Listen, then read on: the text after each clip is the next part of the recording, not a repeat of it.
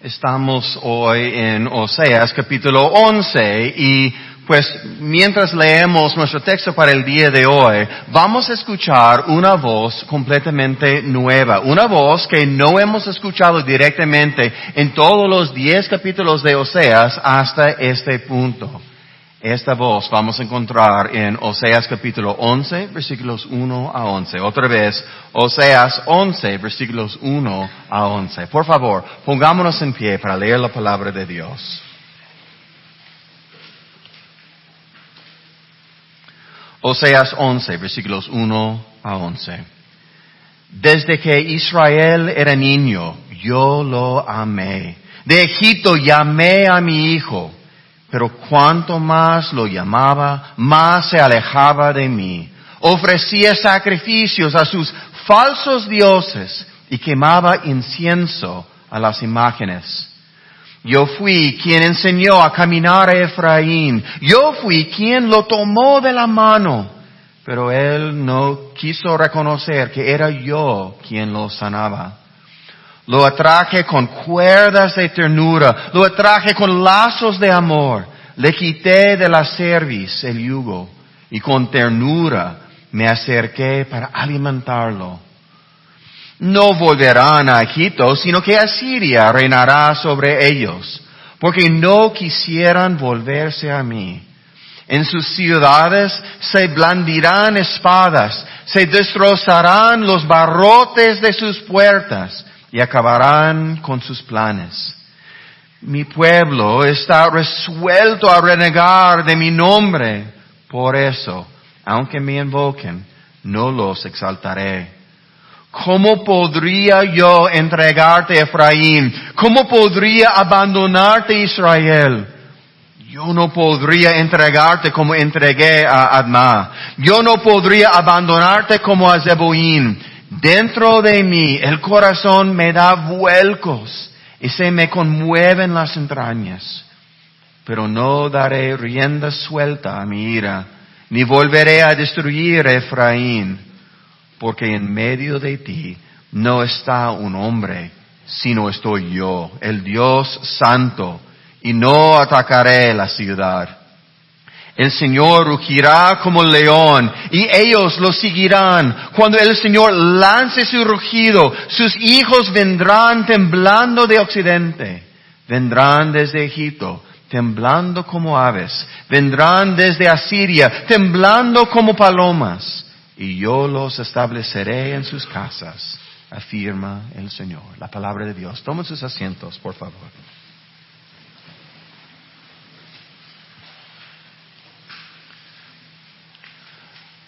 Como mencioné antes, la voz que estamos escuchando aquí en Oseas 11 es muy diferente que la voz que hemos escuchado en capítulos 1 a 10. Hasta ahora hemos escuchado la voz de Jesús, no solamente por las palabras de su profeta Oseas, pero también por medio de su vida y por sus acciones y por medio de sus experiencias. Una historia trágica de amor, un esposo amando a su esposa infiel. Ha sido una historia de matrimonio y de votos y de otros amantes. Pero esto es muy diferente que la relación que podemos ver aquí en capítulo 11. ¿Cuál es la relación que encontramos en este capítulo? Déjame leer nada más unas frases de nuestro texto y a ver si podemos ver cuál es la relación entre quien está hablando y el pueblo de Israel. Desde que Israel era niño, yo lo amé.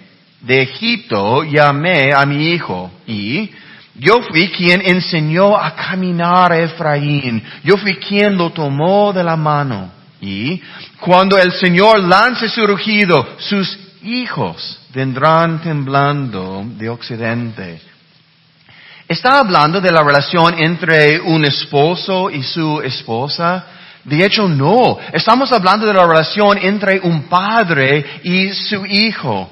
Pues sí hemos estado escuchando la voz de Jesús hasta ahora en el libro de Oseas. ¿Quién es la voz que encontramos aquí en Oseas capítulo 11? es la voz de Dios el Padre. La relación entre Dios el Padre y su pueblo es algo diferente que la relación que Cristo tenía y tiene con su pueblo. Pues como hemos visto en mucho detalle, Jesús como el esposo con el corazón roto, amando a su esposa, siempre buscándola, pues a pesar del hecho que ella estaba escapando para estar con sus amantes.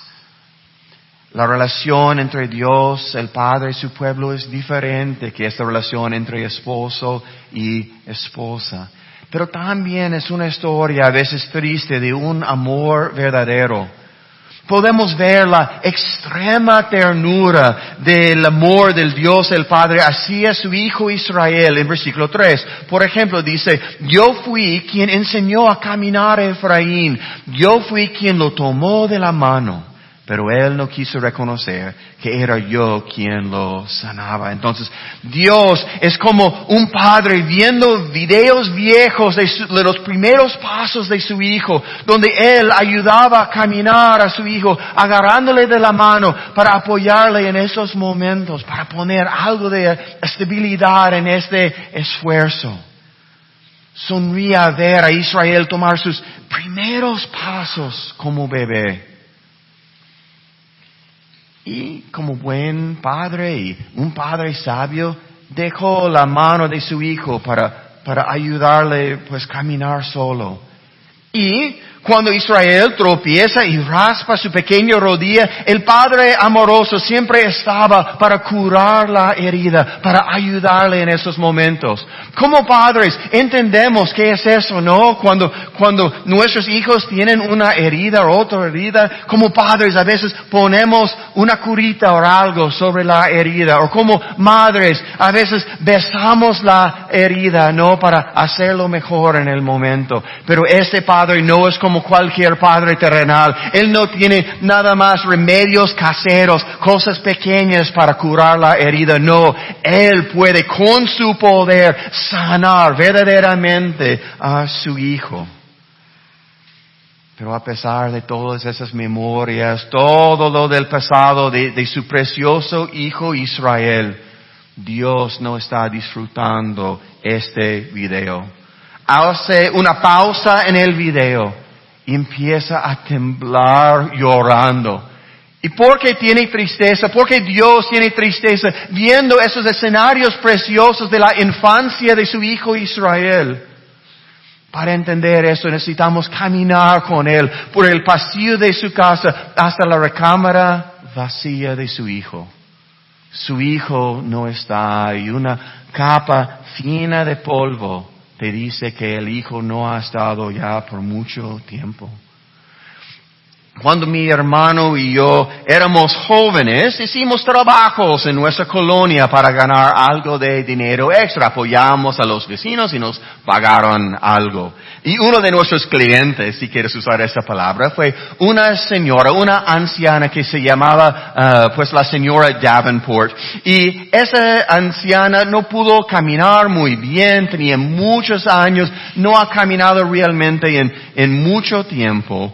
Y un día estábamos yo y mi hermano apoyándole con cosas pesadas de su casa, moviendo diferentes cosas en su casa. Y ella nos pidió algo raro. Nos pidió subir al segundo piso de su casa para checar si todo estaba bien. Por su condición física, ella no ha podido subir a las escaleras por mucho tiempo y ella no sabía si había goteras o otras cosas en la casa, entonces nos pidió subir y revisar todo el segundo piso de su casa. Entonces pensamos, ok, está bien, y caminamos y checamos y todo pareció muy bien.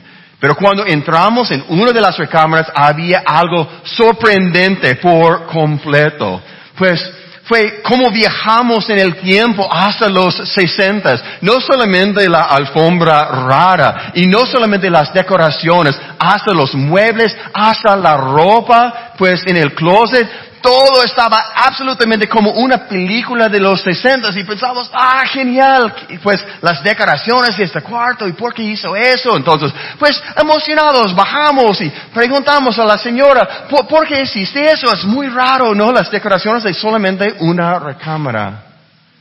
Pero cuando la preguntamos, pues lágrimas llenaron sus ojos. Y ella nos habló de su hijo, quien fue forzado a luchar en la guerra de Vietnam y nunca regresó a la casa.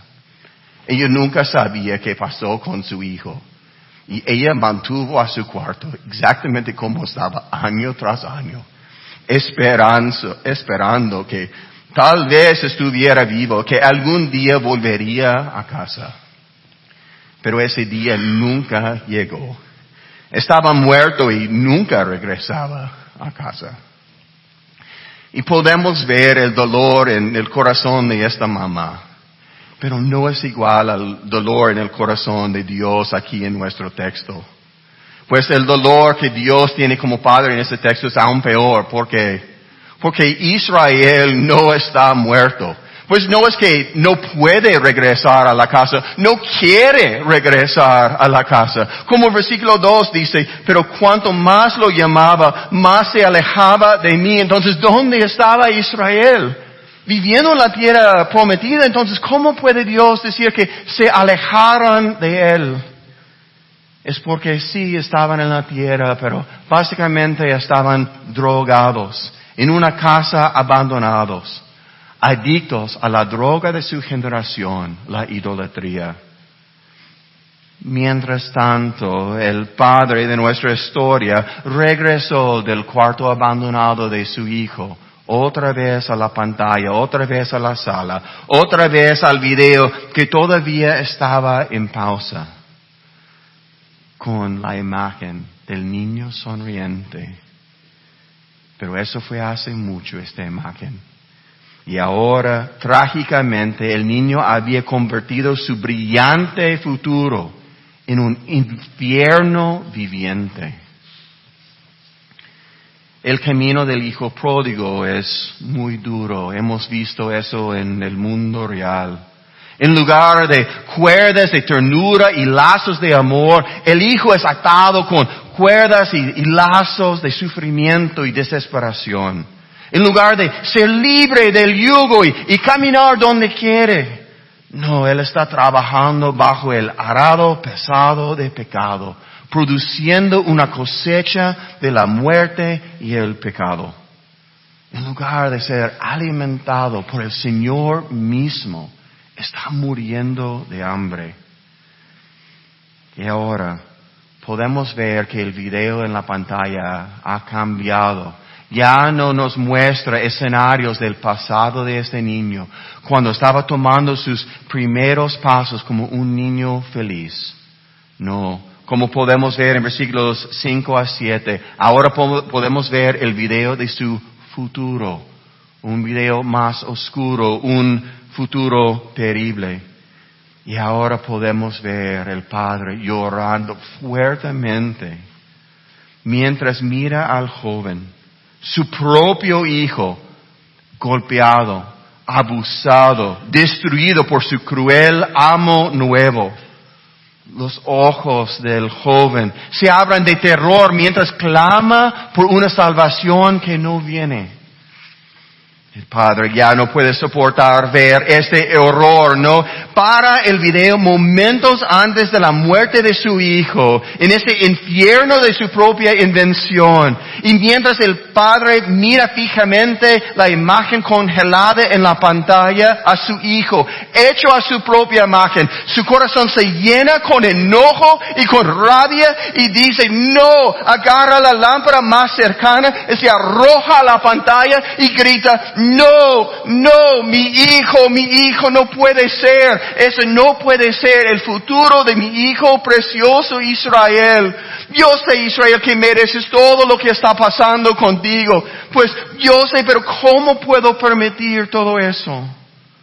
¿Cómo podría yo entregarte, Efraín? ¿Cómo podría abandonarte, Israel? Yo no podría entregarte como entregué a Admá. Yo no podría abandonarte como a Zeboim. ¿Qué es Admá y Zeboim? Fueron las otras dos ciudades que Dios destruyó al lado de Sodoma y Gomorra. Ciudades horribles, ciudades corruptas, que merecían por completo la destrucción que los consumió. Pero el hijo Israel no es una víctima inocente tampoco. Hace un capítulo hemos visto en Oseas capítulo 10, nos recuerda del pecado de los días del Gibeá, pues un pecado igual de malo, sino peor, de la abominación que ocurrió en Sodoma y Gomorra. Pero a pesar de todo el pecado, a pesar de todo el castigo que el Hijo merece, mira lo que el Señor dice en la segunda parte del versículo 8. Dios mismo, Dios su Padre dice, dentro de mí el corazón me da vuelcos y se me conmueven las entrañas, pero no daré rienda suelta a mi ira, ni volveré a destruir a Efraín, porque en medio de ti no está un hombre, sino soy yo, el Dios Santo. Y empezamos a pensar, entonces todo está bien, pero un momento, ¿qué quiere decir no daré rienda suelta a mi ira? ¿Ira contra qué o contra quién? Hay un dicho popular en nuestra sociedad que hay variaciones, pero dice algo como Dios ama al pecador, solamente odia el pecado. ¿Pero es cierto este dicho o no? ¿Es verdadero? ¿Que Dios ama al pecador, solamente odia el pecado? ¿Qué dice la Biblia? O más particularmente, ¿qué dice el libro de Oseas? Hace 3 capítulos, en Oseas 8, versículo 5, Dios dice, contra ustedes se ha encendido mi ira, no solamente contra su pecado, contra ellos. En Oseas 9:15, Dios dice algo aún más fuerte. Toda su maldad comenzó en Gilgal. Ahí comencé a aborrecerlos, literalmente odiarlos. ¿Cómo puede ser que Dios, el Dios de amor, les odió? No dice Dios ama al pecador, pero solamente odia el pecado. No dice a causa de su pecado, Dios también empezó a odiar los pecadores.